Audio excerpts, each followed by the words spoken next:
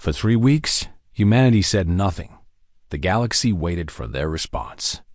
News channels across 1,000 worlds ran continuous coverage. Experts debated what the humans would do. Some predicted angry speeches.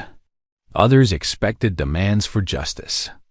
A few suggested that humanity might try to fight, though everyone agreed that would be foolish. The Vthkai had 6,000 warships. Humanity had perhaps 200, but the humans stayed silent. William Cole sat alone in his house on Earth, watching the last message his wife had ever sent him. He had watched it 400 times already. He knew every word, every pause, every expression on her face. The government had offered him counselors, doctors, anything he needed. He had refused them all. He just wanted to be alone with Catherine's voice. "Someone has to take the first step," she said on the screen. "Someone has to show them that we're not what they think we are." William closed his eyes and let the tears fall. Across the planet, humanity mourned. Flags flew at half-staff. Candles burned in windows. People who had never met the crew of the Horizon's Edge wept for them anyway. The 12 ambassadors had been ordinary people with ordinary lives, and now they were gone. But beneath the grief, something else was growing. Something hot and sharp and dangerous. Admiral Nathan Price felt that anger more than most. He was 63 years old, a veteran of 3 border conflicts, and he had spent his entire career preparing for a war he hoped would never come. Now he sat in the command center of Earth's unified fleet, staring at star maps and thinking about blood. His executive officer, Commander Lisa Grant, entered the room and stood at attention. She was 41, efficient and fearless. She had served under Price for 15 years. "Admiral," she said, "the Galactic Council is demanding our official response." "They'll get one," Price replied without looking up. "Sir, the Council is pressuring us to accept mediation. The Vthkai are claiming that the attack was a misunderstanding." Price finally turned to face her. His eyes were cold. "A misunderstanding. They shot down an unarmed ship. They murdered 12 ambassadors, and they called us vermin." He stood up slowly. "Tell the Council that humanity is considering its options." On Earth, the United Human Parliament had been in session for 20 days straight. Representatives from every nation, every colony, every station had gathered to decide what humanity would do. The debates were fierce. Some called for diplomacy. Others demanded immediate war. A few even suggested surrender, arguing that humanity could not possibly win against the Vthkai. Prime Minister Daniel Webb listened to all of them.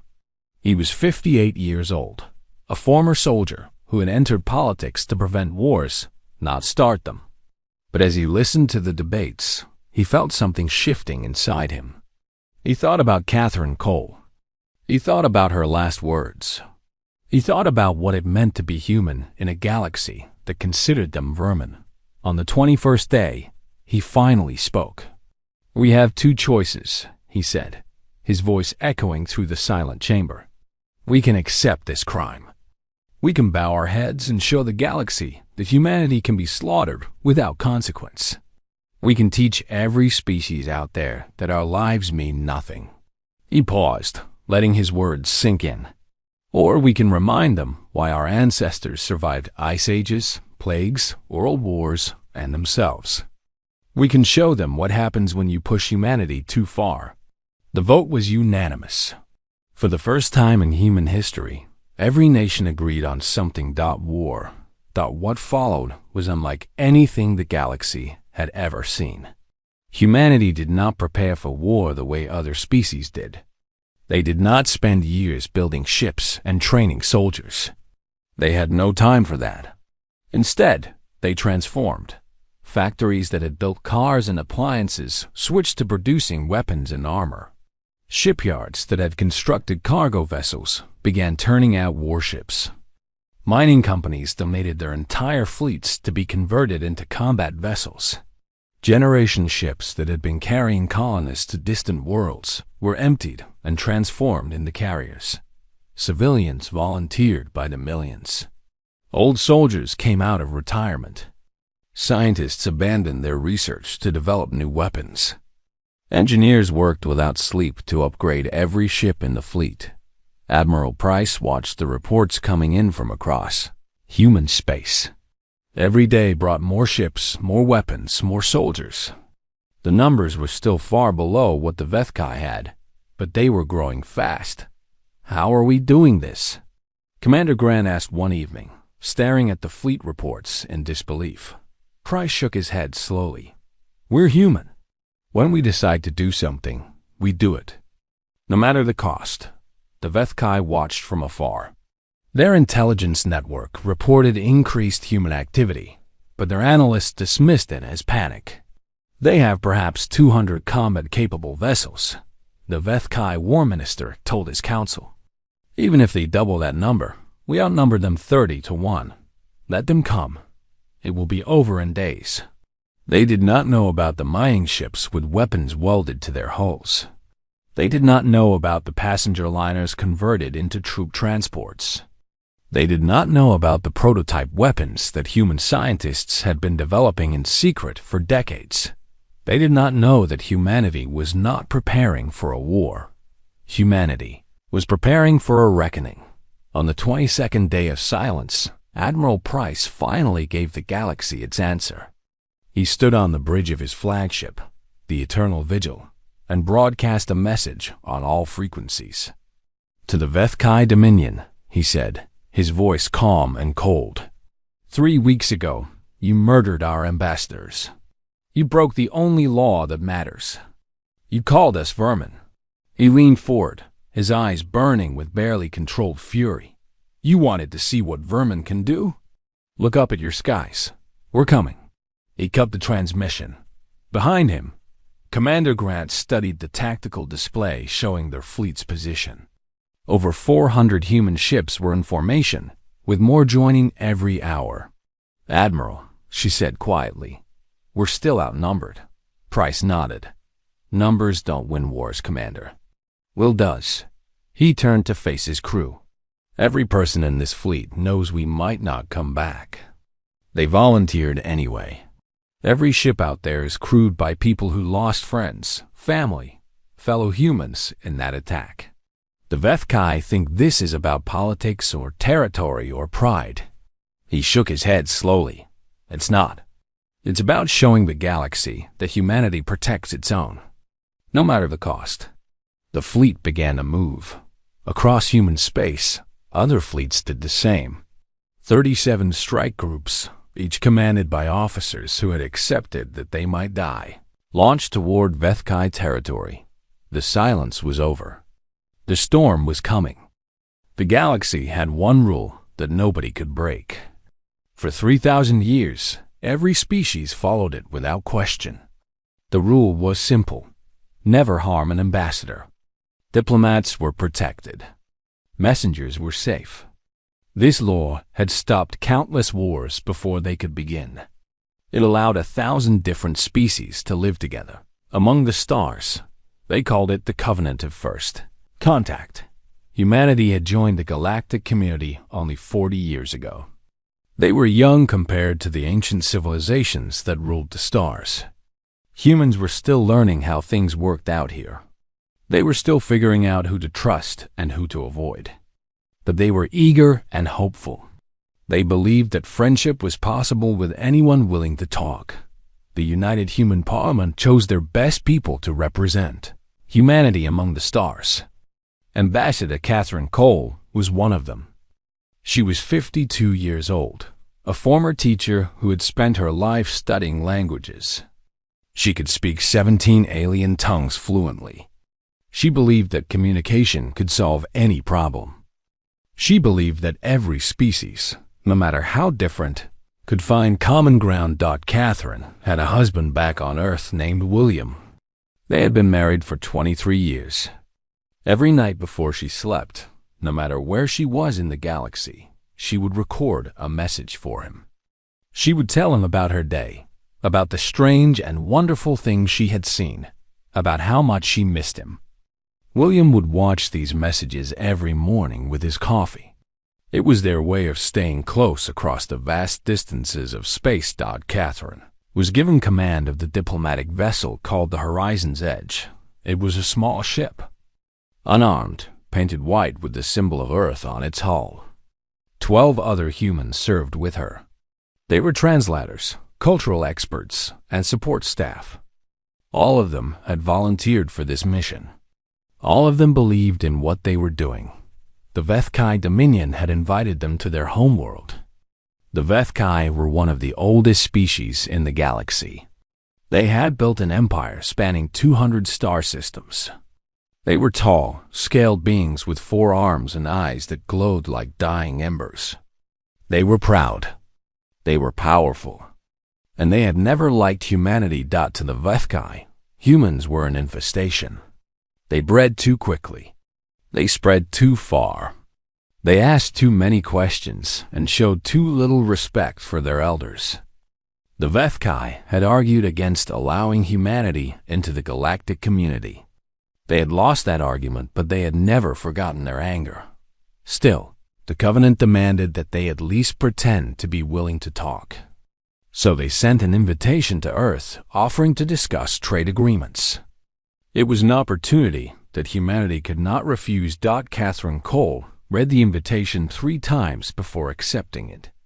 Something about the wording felt wrong to her. It was too formal, too cold. But she pushed her doubts aside. This was her job. This was what she had trained for. If there was any chance of building a bridge between humans and Vthkai, she had to try. The journey to Corth Prime took 3 weeks. Catherine spent the time studying everything she could about Vthkai culture. She learned their greetings, their customs, their history. She practiced their language until she could speak it without an accent. She wanted them to see that humanity respected them. On the final night before arrival, Catherine recorded her usual message for William. She sat in her small cabin, looking at the camera with tired eyes. "We arrive tomorrow," she said. "I won't lie to you, Will. I'm nervous. The Vthkai have never been friendly to us. But maybe that's exactly why this mission matters. Someone has to take the first step. Someone has to show them that we're not what they think we are." She paused and smiled softly. "I'll call you as soon as I can. I love you. Always." She sent the message and went to sleep. The next morning, the Horizon's Edge dropped out of faster-than-light travel at the edge of the Corth system. Catherine stood on the bridge, watching the view screen as the Vthkai homeworld grew larger. It was a beautiful planet, covered in red forests and silver oceans. 3 moons orbited it like silent guardians. "Transmit the standard greeting protocols," Catherine ordered. Her communications officer, a young man named Stephen Park, nodded and sent the message. A moment later, a response came back. "Diplomatic vessel Horizon's Edge, you are cleared to approach. Proceed to landing coordinates being transmitted now." Catherine let out a breath she did not know she had been holding. So far, so good. The ship descended through the atmosphere. Catherine could see the capital city below, a sprawling maze of towers and domes. Vthkai vessels flew in formation around them, escorting them to the landing site. She turned to her crew and smiled. "This is it. Remember your training. Be respectful. Be patient. We're making history today." They were 2 minutes from landing when everything changed. Stephen Park frowned at his console. "Ambassador, I'm detecting weapons charging on the escort vessels." Catherine's blood went cold. "What? That's impossible. We're a diplomatic ship. We have no weapons." "They're locking on to us," Stephen said, his voice rising with fear. "Ambassador, they're going to fire." Catherine grabbed the communication controls. "Vthkai escort, this is Ambassador Cole. Please respond. We are an unarmed diplomatic vessel. We are here at your invitation. Please confirm your intentions." There was no response. The first shot hit the Horizon's Edge in the engine section. The ship shuddered violently. Alarms screamed throughout the corridors. Catherine was thrown to the floor as a second shot tore through the hull. "Mayday, mayday!" Stephen shouted into the radio. "This is the Horizon's Edge. We are under attack. We are unarmed." "Repeat, we are unarmed." A third shot. A fourth. The ship began to fall from the sky, trailing fire and smoke. Catherine pulled herself up and stumbled to the communication console. She had to send a message. She had to tell someone what was happening. Her hands were shaking as she activated the emergency beacon. "They're firing on us," she said, her voice breaking. "We have no weapons. We came in peace." Tears ran down her face as the ship broke apart around her. "Tell my husband The transmission cut off. The Horizon's Edge hit the ground in a ball of flame. There were no survivors. 12 humans. 12 ambassadors. Murdered in cold blood. 1 hour later, the Vthkai Supreme Council released a statement to the entire galaxy. Their speaker stood before the cameras with no shame, no regret, and no fear. "The human infestation has been addressed," he announced. "We recognize no law that protects vermin." They expected the galaxy to do nothing. They expected humanity to weep and complain and eventually accept what had happened. They did not understand what they had done. They did not know what was coming. The Vthkai had prepared for a defensive war. They knew the humans would come eventually. They positioned their 6,000 warships in careful formations around their most important systems. Their admirals created plans for every possible attack. Their soldiers trained day and night. They were ready for anything. Or so they thought. Captain Ryan Hughes commanded the strike group assigned to attack the Vthkai shipyards at Corth Station. He was 34 years old, a career officer who had never expected to see real combat. His ship, the Defiant Hope, was a light cruiser with a crew of 120 souls. "Captain," his tactical officer reported, "we're approaching the target. Enemy fleet is in defensive formation. They have us outnumbered 4-1. Hughes studied the display. The Vthkai ships were waiting exactly where intelligence had predicted.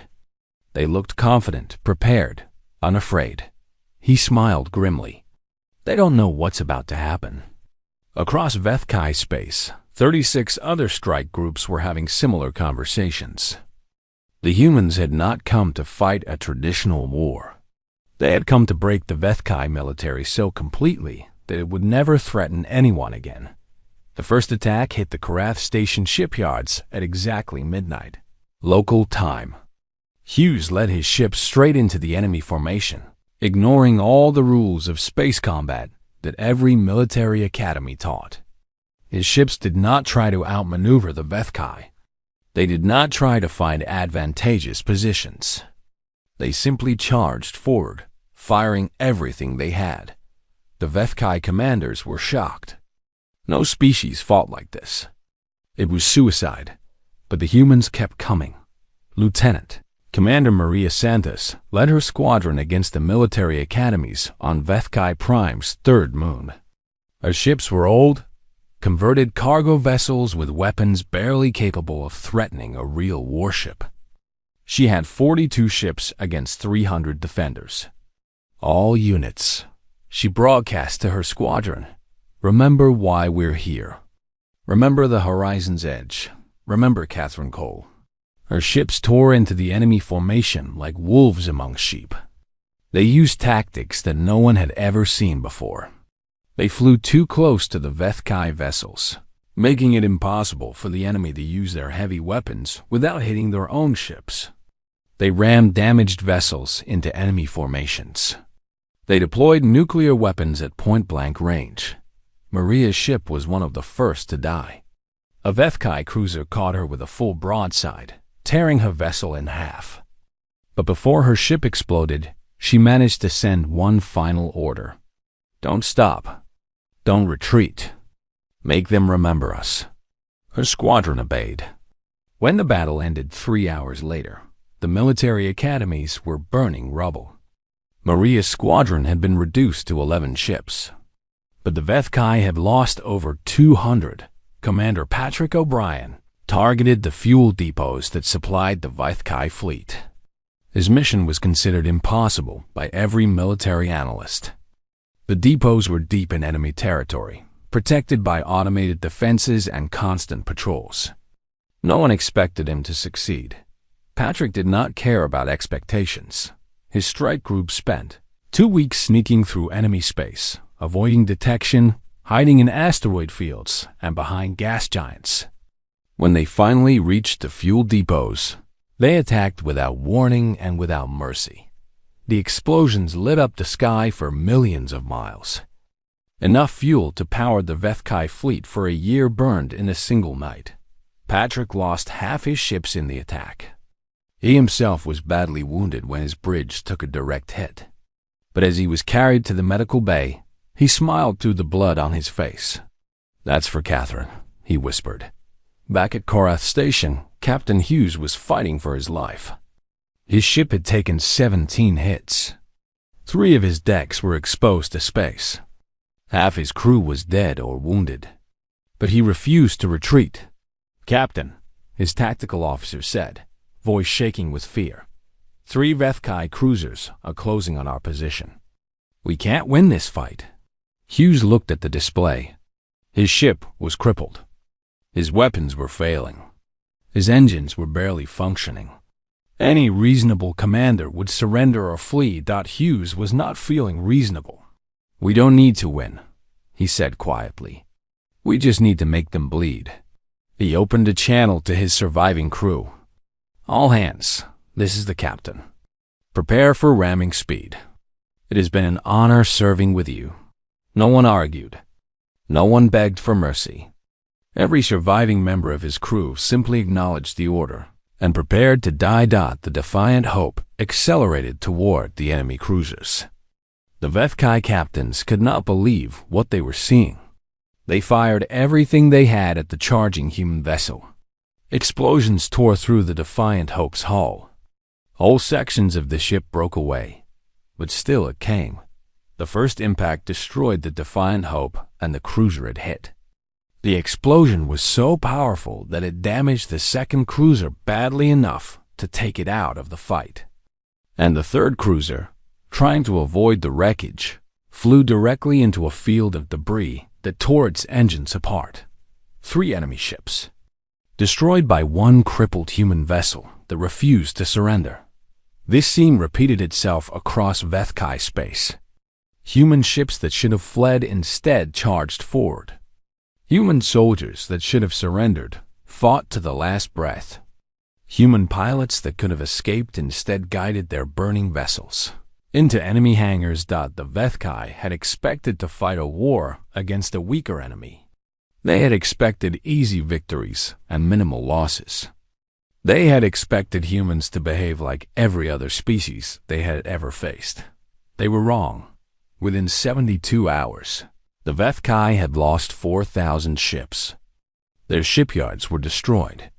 Their fuel reserves were gone. Their military academies were ash. Their carefully planned defensive formations had been torn apart by an enemy that simply refused to follow the rules. The Vthkai Supreme Council watched the reports coming in with growing horror.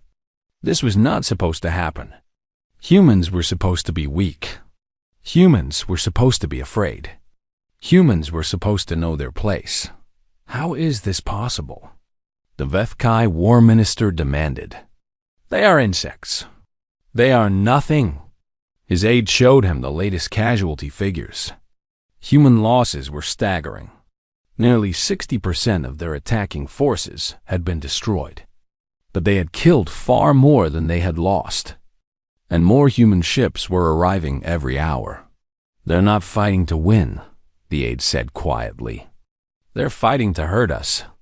They don't care if they die, as long as we die too." The war minister stared at the numbers in disbelief.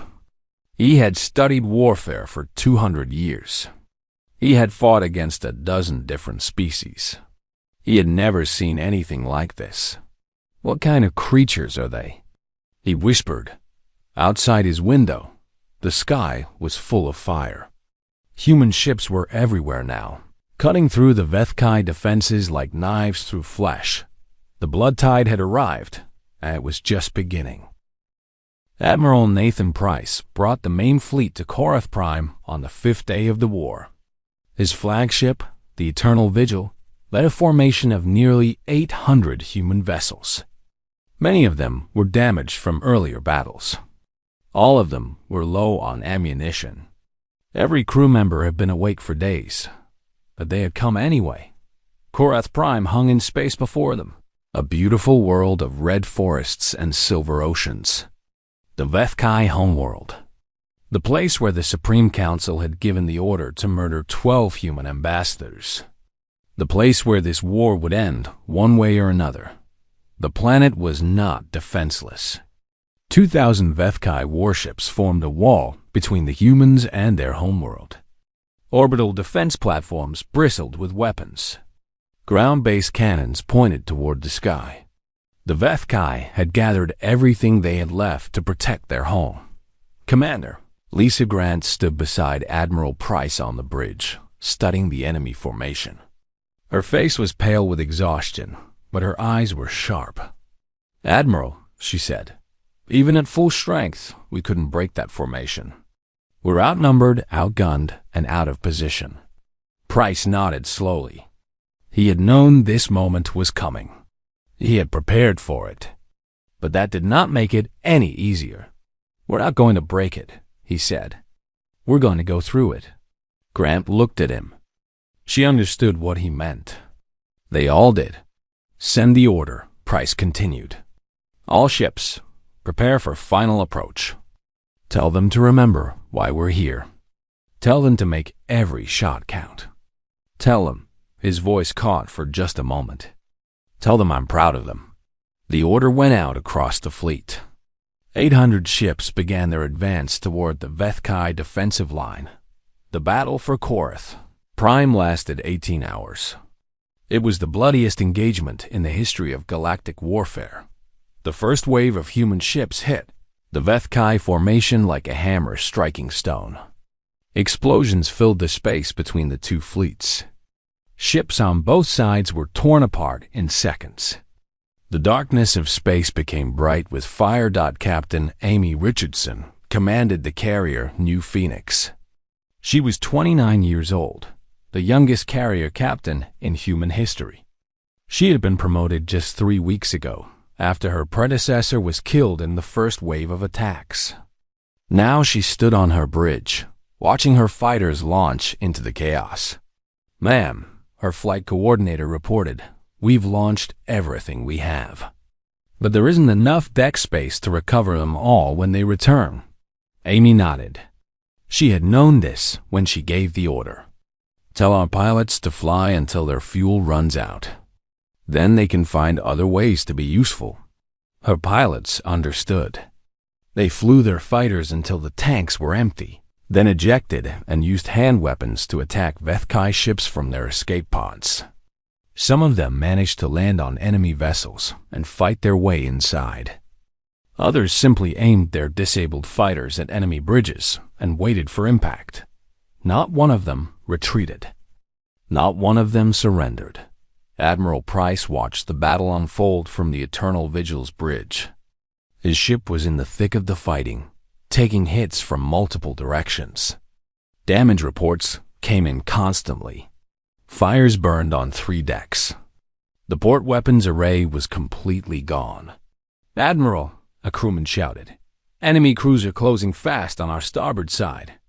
Price turned to give an order, but he never got the chance. A Vthkai torpedo struck the bridge directly. The explosion killed half the bridge crew instantly. Commander Grant was thrown across the room, her body broken by the impact. Admiral Price was knocked to the floor, blood pouring from a wound on his head. For a moment, everything was chaos. Alarms screamed. Smoke filled the air. People called out for help in the darkness. Then Price pulled himself to his feet. His uniform was torn and burned. His face was covered in blood. but his eyes were clear. "Damage report," he demanded. A young ensign, barely 20 years old, was the only officer still at her station. Her hands were shaking, but her voice was steady. "Bridge is gone, sir." "Commander Grant is—" She stopped, unable to finish. Price looked at Lisa's body. She had served with him for 15 years. She had been his friend. And now she was gone. He closed his eyes for just a moment. Then he opened them again. "Transfer my flag to the Relentless," he ordered. "And tell the fleet to keep fighting." He made his way through the damaged ship, stepping over bodies and debris. A medical team tried to stop him, to treat his wounds. He pushed them away. There would be time for healing later. If there was a later, the shuttle that carried him to the Relentless flew through a storm of weapons fire. Twice they nearly collided with burning wreckage. 3 times they were hit by stray shots. But somehow they made it. Admiral Price stepped onto the bridge of the Relentless and immediately took command. The ship was a damaged frigate with a crew of only 50. It was barely fit for combat. But it was still flying, and that was enough. "Status of the battle," he demanded. The captain of the Relentless, a young woman named Sarah Blake, showed him the tactical display. "We've broken through the first 2 defensive lines, but we've lost over 400 ships. The Vthkai still had 1,000 vessels between us and the planet." Price studied the display. His forces were scattered, damaged, dying. By every measure of warfare, they'd already lost, but the humans were still fighting.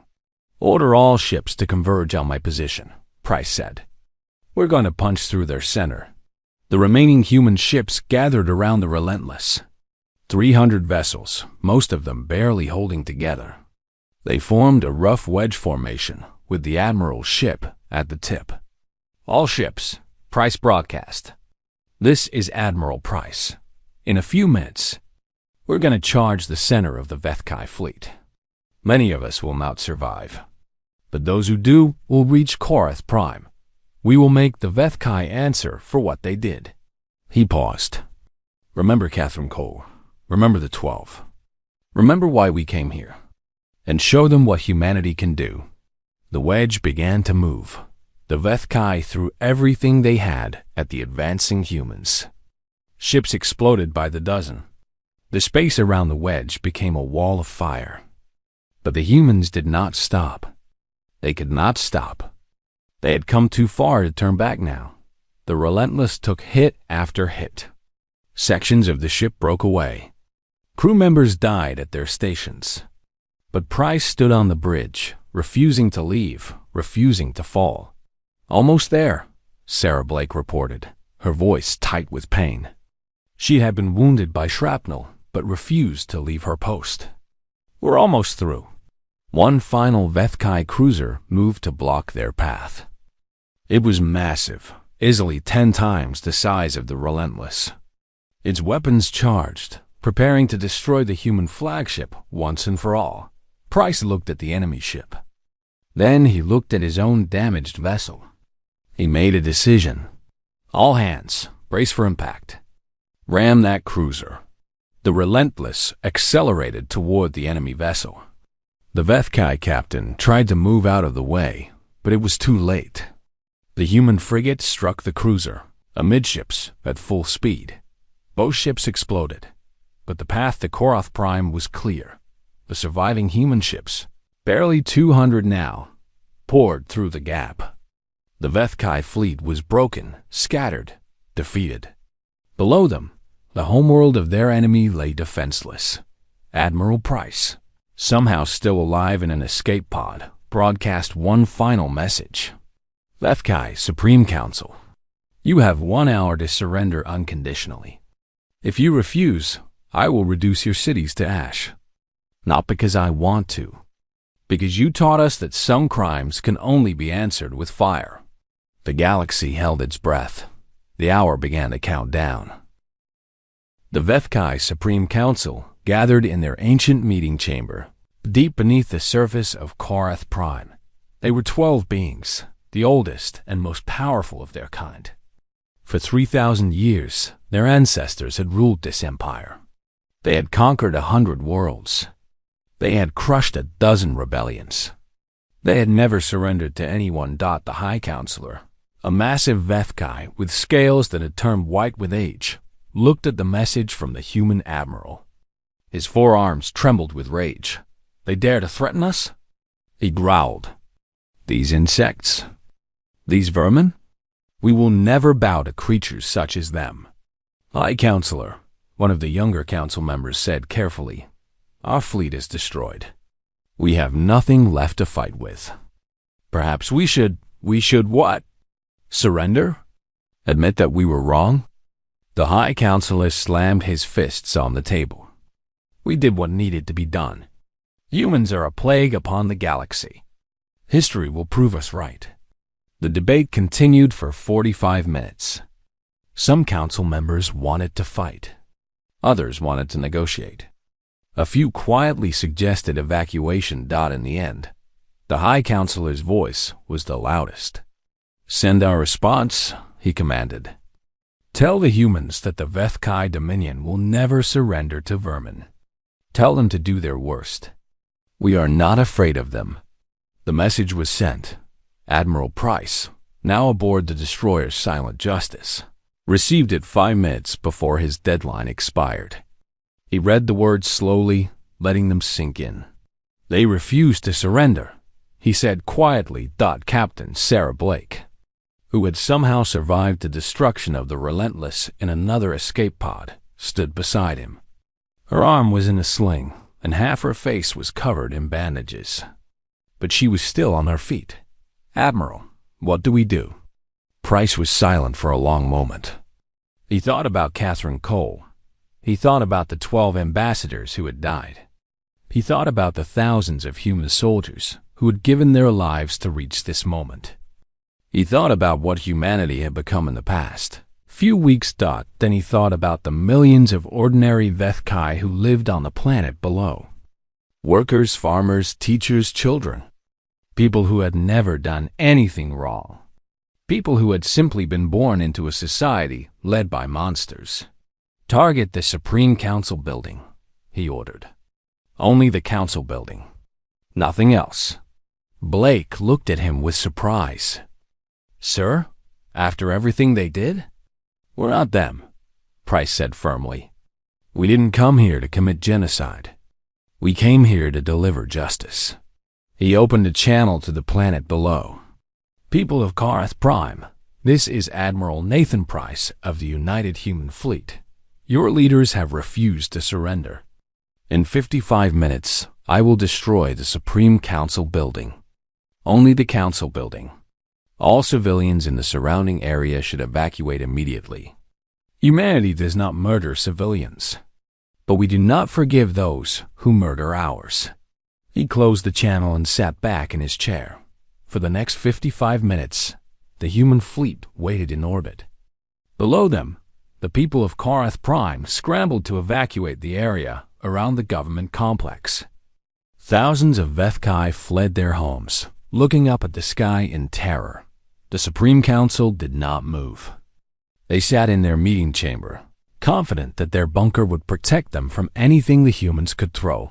They were wrong. At exactly 1 hour after the ultimatum, a single human warhead descended from orbit. It was not a large weapon by human standards. It was not designed to destroy cities or kill millions. It was designed for precision. It was designed for justice. The Supreme Council building vanished in nuclear fire. The bunker beneath it provided no protection. The 12 Vthkai who had ordered the murder of human ambassadors died in less than a second. Then the shooting stopped. Admiral Price broadcast a final message to the galaxy. His voice was tired but clear. The Vthkai Dominion's leadership has been held accountable for their crime against the Covenant of First Contact. The Vthkai people are not our enemies. They never were. Their leaders chose to break the one law that kept us all safe. We have answered that choice. He paused. Let the galaxy remember, humanity does not start wars, but we end them. The Galactic Council convened 3 days later. For the first time in history, every species sent representatives. Not because it was required, but because they needed to see the humans who had dismantled an ancient empire in just over a week. Ambassador Gregory Palmer represented humanity at the meeting. He was 40 years old, a former diplomat who had served with Catherine Cole early in his career. He had volunteered for this assignment the moment he heard about the massacre. As he walked into the council chamber, every eye in the room turned toward him. He could feel their fear, their confusion, their respect. He could feel them trying to understand what humanity was. He stood before the assembly and began to speak. "We did not want this war," he said. Ambassador Catherine Cole went to Corth Prime to offer friendship. She went there to build bridges. She went there believing that even the Vthkai could learn to see us as equals. They answered her hope with murder. They broke the covenant of first contact. They called us vermin. He paused, looking around the chamber. "We will mourn our dead for generations. We will carry the weight of what we did in response for longer still. But let this be understood by every species in this hall. The covenant of first contact is sacred. It protects all of us. If you break it against humanity, we will remind you why that law exists." His voice softened slightly. "We are not conquerors. We are not monsters. We are the species that survived everything our own world threw at us. We will survive everything the galaxy throws at us too. And those who come in peace will always find peace with us." Then his voice hardened again. "But those who come with violence should prepare for what we will bring in return." The covenant of first contact was renewed that day, with humanity as its primary enforcer. No species would ever again consider harming another's ambassadors. They had seen what happened when humanity was pushed. They had no desire to see it again. 50 years later, a monument stands on Corth Prime. It was built by both humans and Vthkai together, a symbol of the fragile peace that had grown between them. The monument bears the names of the 12 human ambassadors who died aboard the Horizon's Edge. Below their names are the words Catherine Cole spoke in her final transmission. "Now completed. Tell my husband I loved him. And tell humanity to be better than this." William Cole visited the monument once, 5 years after it was built.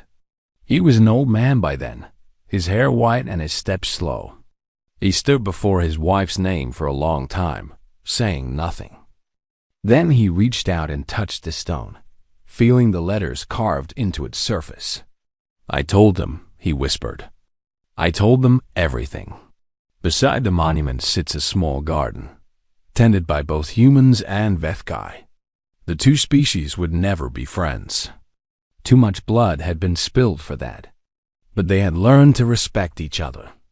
A respect forged in fire and paid for in lives and across the galaxy. When young species asked why the covenant of first contact was so important, older species would tell them the story of humanity. "They came to us in peace," they would say. "They asked only for friendship. And when that friendship was answered with murder, they taught the galaxy what it means to face a species that will never, ever stop fighting for its own. They are small. They are fragile. They live such short lives. And they are the most terrifying thing in the universe when you give them a reason to be." The stars had learned their lesson. They would not forget it.